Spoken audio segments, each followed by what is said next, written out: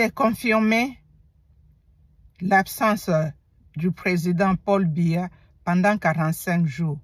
Aujourd'hui, le 17 octobre. La date tant attendue par les Camerounais pour savoir ce qui se passe sur la santé du président de leur pays. Il faut que le gouvernement, les autorités du pays puissent rendre public l'état de santé du président de la République. On dit qu'il est en Suisse, même s'il est en Suisse. Quelle visite privée tout un chef de l'État peut passer en dehors de son pays pendant plus de 40 jours. Son pays, c'est le Cameroun, ce n'est pas la Suisse. Et s'il est malade, il faut qu'on dise aux Camerounais, le gouvernement a le droit de dire la vérité sur l'absence du président camerounais, aux Camerounais. Ce n'est pas normal. Pourquoi interdire d'abord aux médias de ne pas parler de la santé du président Paul Biya? Ce n'est pas normal ce qui se passe au Cameroun. Vous qui êtes le ministre de la Communication, comment vous pouvez bafouer les droits de la presse? Qu'on doit fermer la bouche. On ne doit pas parler de la santé du président camerounais. Ce n'est pas normal ce qui se passe au Cameroun. Aujourd'hui, voilà, c'est 45 jours.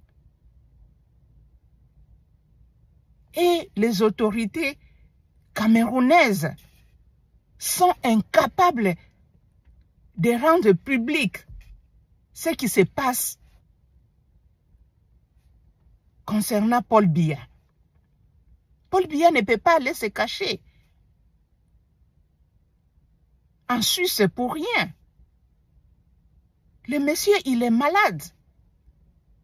Ou même il est mort. Pourquoi cacher? De quoi avez-vous peur? Et les Camerounais, mes frères et sœurs, vous ne pouvez pas rester comme ça.